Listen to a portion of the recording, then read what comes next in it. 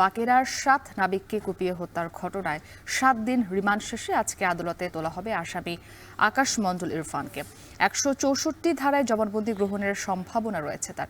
এ বিষয়ে আলোচনাতে চাঁদপুর আদালত প্রাঙ্গণ থেকে যুক্ত হয়েছেন তালহা জুবায়ের।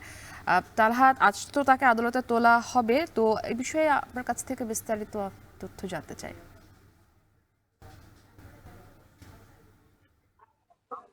চাঁদপুরের মেঘনা নদীতে এমভি আল বাকেরার নামের যে লাইটারেজ জাহাজ রয়েছে সেখানে কিন্তু ৭ জন নাবিককে নৃশংসভাবে কুপিয়ে হত্যা করা হয়েছিল এবং এই ঘটনায় গত 25 ডিসেম্বর আহ, আহ, আকাশ মণ্ডল নামের একজনকে কিন্তু গ্রেপ্তার করে র্যাব 11 এর একটি টিম, আর তাকে চিতলমারি থেকে গ্রেপ্তার করা হয় বাগেরহাটের, এবং তারপরে কিন্তু তাকে চাঁদপুরের ম্যাজিস্ট্রেট আদালতে তোলা হলে তাকে 7 দিনের রিমান্ড মঞ্জুর করা হয় সে গত বুধবারে, এবং আজকে কিন্তু আসলে তার রিমান্ডের 7 দিন পূর্ণ হওয়ার কারণে কিন্তু তাকে আজকে আদালতে তোলা হচ্ছে। আজকে হানিচরের এই ঘটনাকে কেন্দ্র করে এমভি আল বাকেরা জাহাজের মালিক পক্ষের একজন 7 থেকে 8 জনকে অজ্ঞাত 8 জনকে দায়ী করে কিন্তু মামলা দায়ের করা হয় হানিচরের থানাতে, এবং সেই ঘটনাকে কেন্দ্র করে কিন্তু আজকে যে আকাশমণ্ডল রয়েছে তাকে কিন্তু আদালতে তুলবেন নৌ পুলিশ। এবং আমি আসলে কথা বলেছিলাম নৌ পুলিশের সাথে, তারা যেটা বলছেন যে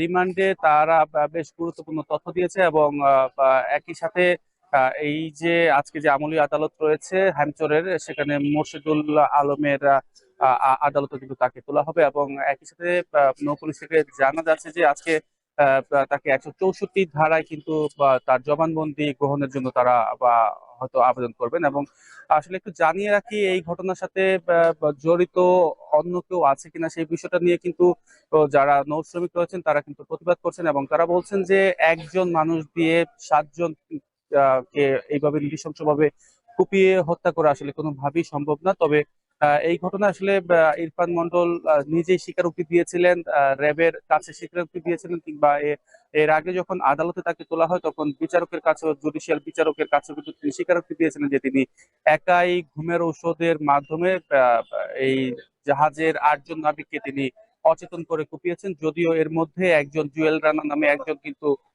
বেঁচে যায়, এবং তিনি বর্তমানে ঢাকা চিকিৎসাধীন রয়েছেন।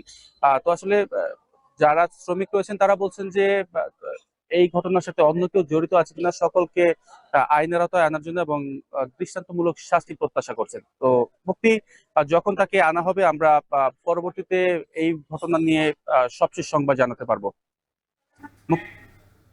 তালহা জুবায়ের যুক্ত ছিলেন চাঁদপুর আদালত প্রাঙ্গণ থেকে। দেখছেন